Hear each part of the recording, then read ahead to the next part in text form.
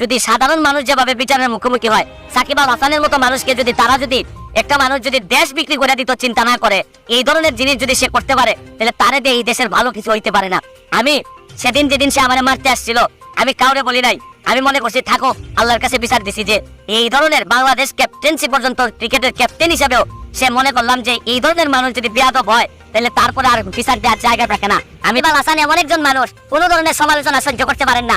কিছুদিন আগে তার সাথে আমার দেখা হয়েছিল, আমি দেখি নাই। সে হঠাৎ করে আমাকে সোনারগাঁ হোটেলে বাংলাদেশ এবং ভারতের মধ্যে যে ক্রিকেট ম্যাচ ছিল, ওই সময় আমার দেখেই সে পুলিশ এবং বিসিবির কর্মকর্তাদের সামনেই আমাকে মারতে আসছিল।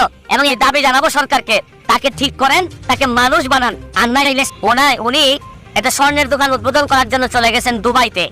তো আমরা যে কোনো সেলিব্রিটি যারাই আসে না কেন, তাদেরকে কেউ দাওয়াত দিলে চাইতেই পারে।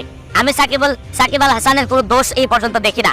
কিন্তু যখন আমি জানতে পারলাম যে ডিবির পক্ষ থেকে, ডিটেকটিভ ব্রাঞ্চ বা পুলিশের পক্ষ থেকে সাকিব আল হাসানকে জানানো হয়েছিল যে আপনি যার দোকান উদ্বোধন, যারা ফলোয়ার আছেন তাদের প্রতি বা তার ফ্যান যারা আছেন তাদের প্রতি সম্মান রেখে একটা কথা বলতে চাই যে সাকিব আল হাসানকে আপনারা জানেন যে কিছুদিন আগে আমি একটা ভিডিও করে তারা অনুরোধ করছিলাম যে জুয়ার সাথে যেন সে সম্পৃক্ত না হয়।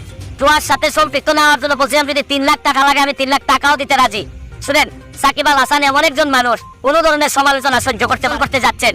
সে একটা পুলিশ ইন্সপেক্টরের হত্যা মামলার আসামি এবং সে পলাতক অবস্থায় আছে। ইন্টারপোলের সাহায্যে আমরা তার ধরে নিয়ে আসার চেষ্টা করতেছি। আপনি তার দোকান উদ্বোধন করতে যাচ্ছেন, তারপরও সাকিব আল হাসান শুনেন নাই। আমার কাছে মনে হয়েছে যে এটা যে একটা অপরাধ, উনি জানেন কিনা যে সেলিব্রিটি হইলে কি তার কোনো অপরাধের বিচার হবে না। আপনাদেরকে একটা জিনিস বলতে চাই, সাকিব আল হাসানের না, কিছুদিন আগে তার সাথে আমার দেখা হয়েছিল, আমি দেখি নাই।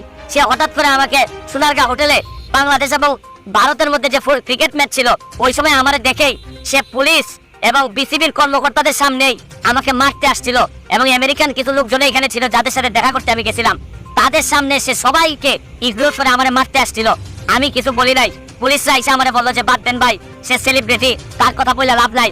এবং আমিও মনে করছিলাম যে সেলিব্রিটি মানুষ, তার যদি কিছু অপরাধ করে, আমি যদি মাইরও খাই, আপনাদের কার কাছে বিচার দিব? তারপরে কোনো কথা আমি বলি নাই। কিন্তু আজকে আমার কাছে মনে হয়েছে জুয়া থেকে শুরু করে আজকে তার এই দুবাইতে উদ্বোধন করা পর্যন্ত আমার কাছে মনে হয়েছে যে বিদ্যান যদি আপনার খারাপ মানুষ হয়, তাহলে পরিত্যাজ্য।